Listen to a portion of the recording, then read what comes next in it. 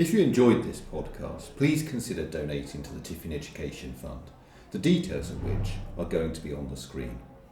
All money received into the Tiffin Education Fund enables us to continue to offer the outstanding education here at Tiffin School. Thank you very much. Hello and welcome to Tiffin Talks, a series of podcasts that we're doing whereby we're interviewing a variety of interesting people. We're starting our first Tiffin Talk with our very own Dr. Jamie Frost, maths teacher extraordinaire who is here at Tiffin with us today and is going to be interviewed by Godwin in Year 11. Thank you, Mr. Gascoigne. So, Dr. Frost, maths teacher. Haven't taught me yet, unfortunately. I'm not doing maths for A-level, so you won't be seeing me. Shame. So just talk about a bit about, sort of your early starting with maths. When you started at school, was it always something you wanted to do at school? Oh, I was very much a keen mathematician from a young age, and I was a bog standard kind of comprehensive school, and I often just did my own investigations, and the teacher even just said, like, you don't have to take part in the lessons, you can sort of investigate this particular pattern of numbers or whatever. So I was very kind of self-motivated when it came to mathematics. Yeah, you mentioned it being like a sort of a bog standard comprehensive school. You think like it says here that you did try an 11 plus, but you failed. Yeah, so I didn't get in. You did, and I think I was. I'm trying to remember. I was on the waiting list. I think I was like 41st on the waiting list. Oh, really? But no, I didn't get in. But in some ways, I kind of felt that it meant I couldn't. Because obviously you get so much support at Tiffin, but in some ways, because I had less support, I became very self-motivated in terms of what I was doing and very determined, I think. So I think in some ways it kind of made me going to a school that wasn't quite as good as Tiffin. I guess goes to show you don't really need schools like this, do you? So when you did come to Tiffin eventually, what was it like? Do you feel like has much changed since you were at school? So some things are quite similar. In fact, Mr. O'Connell, he taught me, I think it was his second year of teaching when he taught me A-level. And I had Mr. Whitaker as well, who you may remember, he retired a year ago. And I still remember when Mr. Whitaker, he set as a kind of experiment, he poured some kind of flammable liquid on the table and just set it on fire, and it was just the best thing I'd ever seen. Yeah. It's interesting coming here as a sort of as a sixth former rather than coming all the way through, and it's probably slightly harder socially because there's many people been here from year 7 and kind of formed their friendship periods. But I made some great friends, and I was particularly entrenched in the music department, so I was very heavily involved in music here. Yeah. Did you carry that on onto university or not? Because did you tell us a bit about what you sort of went on to study? Yeah, so there was a temptation to do music actually, but I decided that computer science was the best option for me because I was a kind of keen programmer and such. I still remember Mr. Toyne actually. Do you remember Mr. Toyne? I suppose it was a number of years ago. But he was the head of music here until not too long ago, and he kind of chastised me for not doing music at university level actually. But no, I think I made the right choice for computer science, and it's still what I learned from my computer science degree I use to this day.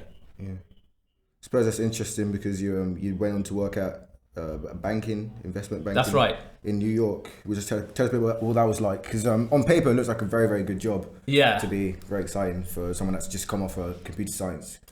And often these jobs are extremely appealing. So I found out that the Morgan Stanley job from, I think it was like the Times top 100 employers or something. And it was like Morgan Stanley looked like a good salary and like a sort of prestigious career. I thought, wow, that's great, that's me sorted. So I applied, and it was like a 5-stage application process and got through. And the first 3 months were in New York, which is very exciting. And so I was in bond trading technology. So I was developing sort of algorithmic trading systems for traders there at the bank. It sounds extremely kind of scintillating, this kind of thing, and sort of high flying, but and some people love that kind of thing. But I just felt it wasn't for me. It's just the kind of commute to work, the long hours, the coming back, and sort of working for an institution which sort of already has a lot of money. For me, I kind of wanted a career where I kind of felt like I was making more impact in terms of sort of like a social good. Yeah. I suppose it's like you sort of started at Tiffin, you went to New York, did all the Full circle. and you came back. What was it that, what do you think that brought you back to Tiffin, especially being a school that you went attended to for your A-levels? A couple of reasons. I had a really positive experience here as a sixth former. I also felt like, based on my sort of academic background, that I was more kind of specially adapted for teaching at a grammar school where we had some kind of gifted students. And I think that's the right decision. I kind of, in some ways, feel like a grammar school teacher. Yeah. Well, I mean, that's all very interesting because for me, seeing you, like, just a lot of stuff that I didn't know you worked in New York. But what people do know is your website, Dr. Ross Maths. Obviously, it's been a website which has taken off. That's what you are known for. Would you like to tell us a bit about how it started? Were you working alone when you developed it? Yeah, absolutely. So I actually registered the drrossmaths.com domain name in August 2012, which is the month before I started as a trainee teacher at Tiffin. And initially it was a kind of teaching blog where I post my reflections on teaching, but also posted the resources I created in class. I was a bit of a control freak, so I'd often make the resources from scratch rather than using other people's, which, well, is how Dr. Ross Maths came to be, really. But I quickly realised that teachers didn't really care so much about what I had to say about teaching. They were more interested in the resources. And they quickly kind of grew in popularity. And then it was a number of years later, about 6 years ago, where we were in a department maths meeting and we were discussing, are we doing enough for our low ability students in the school? And we're thinking of kind of practical ways in which we could do that. And then I said, well, I'm going to have a bit of a think here and see if I can sort of develop something using my own kind of programming background. And that's how the sort of like online platform kind of came to be. So I managed to actually get about £10,000 of funding from the Shine Trust to kind of pay other people to sort of help out with kind of content and programming and such. So it was like a year of development, kind of trialing it in Tiffin School and a few other schools, and it's kind of rapidly sort of grown in popularity. So about 200% growth in traffic every year for like the last 6 years. So it gets about, we can get over 3 million page hits in a single day. And I think in 2012, I'm trying to remember back to my statistics, in total over the whole year, there's only 60,000 visits in the whole year. Oh, really? And it will get that in about a couple of minutes now. So it's changed quite considerably. It was initially mostly me working on the site. And there's another full-time teacher, his name's Gaten Dupont-Penon. And it was very much a sort of like two-man team for many years, but now as a charity and with a kind of very generous donation, we got a $250,000 and potentially another 300,000 coming our way in the next few weeks. We're able to sort of hire other staff as well. So we've got a number of sort of contracted staff, about 12 people. And in fact, we might be making out our first full-time hires soon. So yeah, it's since in the last 6 years, it's come a long way. And for you personally, why do you think the website has become so popular? Why is it so well known? Is that something you were expecting when you first developed it? No, not at all. I just didn't expect the kind of popularity it has. It's going to make me sound a bit like a diva here, but last week I was speaking at this event called Maths in Action, and there was about, I think, 400 people in the audience. And I thought, just out of curiosity, I'd ask at the beginning, like, how many people have used my slides in your kind of A-level lessons with your teacher? Because it's mostly year 12 students there, and like literally every hand went up, and it's just a bit. It's very surreal when you have like students queuing up for like selfies and signing their calculator. I think I had to sign someone's hand as well, which is completely bizarre. I think anecdotally, over like 90% of sort of A-level teachers use my slides for their lessons, and I'm now in kind of dealings with Pearson, the publisher, about kind of officiating that, and they're also helping me set up in science, so chemistry and physics we're going to start with, and that's what we're going to use some of our funding for. So I honestly didn't expect the kind of popularity it's had. I think it's why that might be is there's a kind of like a big site called the Times Educational Supplement, and they have on their website, you can download lots of resources, but it's kind of there are plenty of great resources on there, but it's kind of quite hard to find them. And often people make a great resource on one thing, but they haven't made like a massive good set of resources without you having to pay for them. And I think it's just people, because I put so much effort into my slides, people know that if they want a modularly decent kind of PowerPoint on a particular lesson, they can go there. So I think that's originally why it became popular. And then I think just the kind of amount of effort we've put into the sort of online platform, I think schools are gradually seeing that's actually something that can be quite powerful in their department. Well, on popularity, you saw your media presence grow. As you mentioned, you were at that event. Is that something you've been accustomed to? How quickly did it change, sort of you appearing on the news and just being even more well known for your website and what you've done to impact maths around the world, I'd say? Well, the funny thing is, before I almost didn't imagine I'd ever become a teacher, because like even just standing in front of anyone, I would just completely seize up. And then so it's just a bit bizarre that I'm sort of like quite comfortable as a teacher now. But yeah, I had, before a couple of years ago, I'd had like no sort of media. I hadn't done any articles or anything like that. Yeah. And I must have. There was just like one day where I was on BBC Radio 5 Live. I was on BBC Breakfast. I was on Sky News, ITV News. So it's like all in one day, and you kind of get used to it, but it's so nerve-wracking. Yeah. Like often with so I remember, I think there was was it Talk Radio I was on, and you have to sort of like be on air for like quite a good time before, like 15 minutes, and you can sort of see like the. You do it usually do it via Skype or Zoom, and you can see the kind of broadcast on there. And so with radio, they often have a kind of live feed as well, like video feed. And so you're kind of on there. It's just completely nerve-wracking knowing that you're coming out, particularly when they sort of announce we're going to have Dr. Jamie Frost on soon, and then they have like an advert break, and knowing you're just about to be on air. Yeah. And like the first few times, I was utterly terrified. And still in some ways, like I'm not going to say I don't like it, but when you're in the situation, like it's actually quite fun. But just the build up to it is just I know what you mean. Nerve-wracking. I feel about this really. But you mentioned your nerves and everything, but watching it looked fantastic. We all at Tiffin, we're all very proud to see you on. Thank you. On those platforms, and we can watch you here now. We've got like a little montage to show you of your media time. So. I'm excited to see it. But first, when schools closed in March, learning switched to online and parents and children scrambled for the resources they needed. COVID has meant remote teaching. How has that been for you? We've been able to continue lessons to a degree of normalcy, obviously without that face-to-face interaction. In the company of Dr. Jamie Frost. Jamie, very good afternoon to you.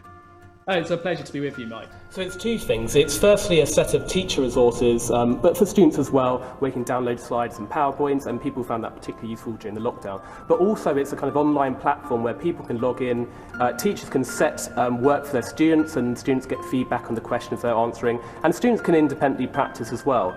Today I am delighted to announce that Jamie Frost from the United Kingdom is a top 10 finalist for the Global Teacher Prize 2020. He's in the running to win the Global Teacher title and $1 million after his online lessons became a lifeline for lockdown pupils all over the world. Now, it was 8 years ago he set up a website, drfrostmaths.com. Now, during lockdown, it's had over 100 million questions answered, 1.3 million hits on the site. Running for a $1 million International Teaching Prize. Chosen from over 12,000 nominations and applications from across the world. Your free website, Dr. Frost Maths, became a lifeline for students all over the world who were learning in lockdown.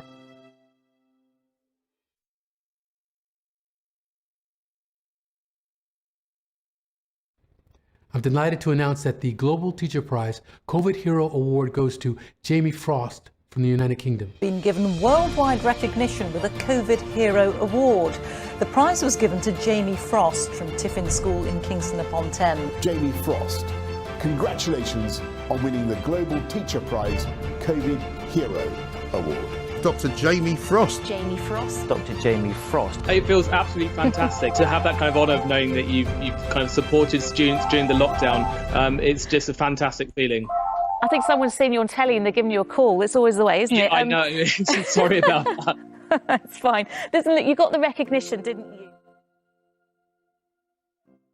Yeah, so that phone call in the ITV interview, by the way, it turned out to be my sister. I had to, I would have done the interview from my own house, but I had to relocate to my parents' house because I had no internet for 3 days. And then my sister chose to phone just literally in the opening seconds of that ITV interview. I mean, it was good timing for comedic effect. I mean, we're going to remember that. But yeah, for the montage, Global Teacher Award recipient, did you expect that? Was that something you saw coming in the long run of the development of Dr. Frost Math? Do you reckon it would have had that impact and that recognition from those who nominated? Who did nominate you, by the way, for that? It was Mr. Ingle.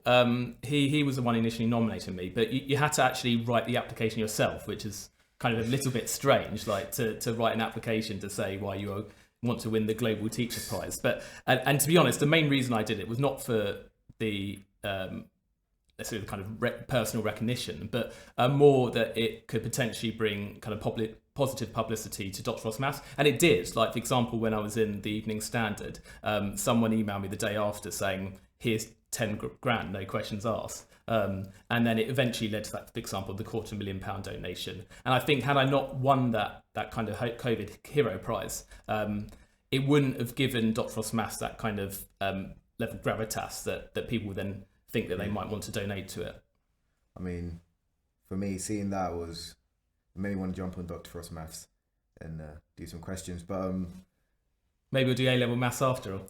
No, nothing can make me do that. There was a lot of big characters in that montage, sort of congratulating you on your and also being crowned as the winner. Would you like to talk about through your emotions on that day? How did it make you feel? What was your day like afterwards? Go out to celebrate it? Oh, I was actually so this is overall for the Global Teacher Prize, which I didn't win, by the way. But it was there was a sort of kind of runner-up prize, which was the COVID Hero Award, and that's the thing I won. And to be honest, just to win that was just absolutely thrilling. I was in the Mr. Gascoigne's office, just sitting here actually, and watching with him and Mr. Ingle, and because I could have watched it with my form, but I just didn't want, while announcing it, just having your form around you, because if I hadn't if I hadn't won anything or something, it's just a bit awkward. So I watched it in the sort of privacy of Mr. Ingle and Mr. Gascoigne's office, and no, it was just a great day, and I went out for dinner that evening, and after I had the interviews anyway. What was it like, sort of, being on these sort of media? Have you learned anything from this media sort of world which you can maybe implement in Dr. Frost Maths to increase publicity in the future, sort of expand into different mediums of promoting it to younger people?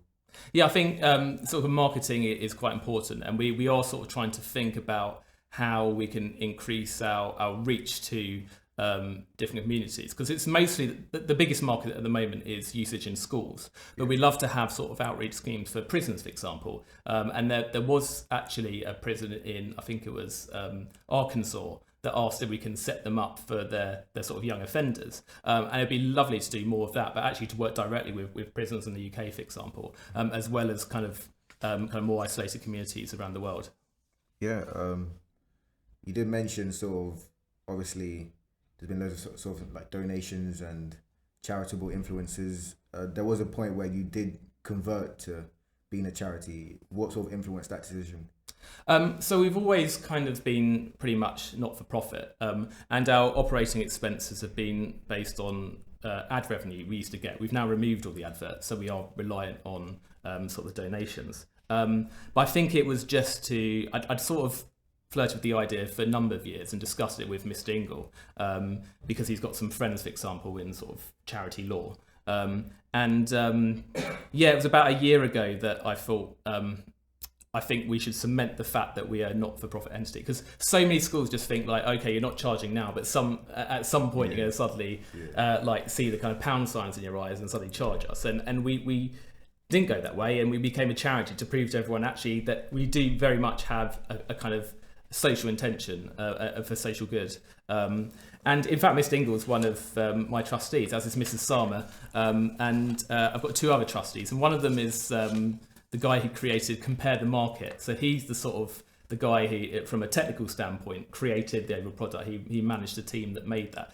We call him Meerkat Guy, which I thought was quite funny. So the second MG that I know. Yeah, and it's also meant that we can sort of attract more funding, because we wouldn't have got that £250,000 donation, for example, without being a charity. Yeah. So with your website, it's obviously very, very advanced in sort of how you measure, you know, people's usage of it. Do you reckon AI has a future in education? And where do you see it personally going in the future? Yeah, I should point out my PhD background actually is in machine learning. I used to teach the kind of undergraduate courses, help with that when I was at Oxford. And at the moment, we do make some use of AI. So, for example, some of the marking technology. So I don't think any kind of existing platform has really managed to kind of fully overcome the kind of problem of, like, if they put in an algebraic answer, how can you sort of detect for all equivalent algebraic answers? So it's actually a sort of known as an NP hard problem, and we've come up with a fairly good solution for that. But we're hoping to use AI more in terms of like automated suggestions for students based on their prior activity on the site and such. So we do have great plans for that. Yeah. So for the future, it's interesting to see where that could take us. But a bit more personal question: what do you think the future for you personally is, let's say, in the next 5 years? Is teaching at Tiffin, going off to develop even more things to do with Dr. Frost? Where do you see that taking you? Well, firstly, I should note that I'm going to 50% part-time from next year. So I've managed to so far cope with being a full-time teacher and running a platform for 2,000 schools. But I think I've realised finally that that it's not practically viable. So I'm going down to 50%, but still teaching here, which is great. So keeping my foot in. And in terms of our plans, we want to grow a lot internationally. So we're working with kind of more international exam boards. I'm currently in discussions with the International Baccalaureate, which is used by a lot of international schools around the world. Hoping to sort of translate into other languages as well and looking at the technology behind that. And we're also expanding to other subjects. So initially physics and chemistry, but then looking into other subjects as well. We're also trying to expand more into Key Stage 2, so primary level. Because at the moment, most of the content is kind of secondary level for Key Stage 3, 4 and 5. And there is some primary stuff, but we want to do more in terms of content offering for that. Yeah. And I suppose to end off, what would be some advice that any budding teachers, website creators, mathematicians in general, any advice you'd give them?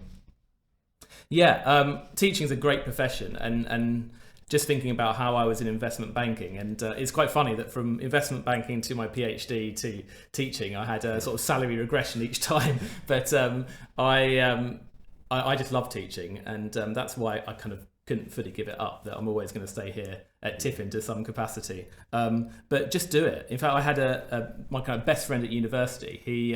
He was initially actually in IT for many years in development, and he then decided to become a vicar. So he kind of quit his IT career to sort of train at a theological college. And now that he's sort of finishing that, he's actually been doing some part-time teaching, and he loves it so much that he's thinking now of becoming a teacher instead. And it's just, in terms of how rewarding it is, the career, and knowing that you're making a kind of positive impact on lots of children. I don't think there's any better career, really. Yeah. Thank you, Dr. Frost. It was very interesting to speak to you. I'm sure I learned a lot. Everyone else should surely learn a lot about you. It was great having a chat. Thank you for having me. So that was the first episode of the podcast. Thank you for listening, and we'll see you next time.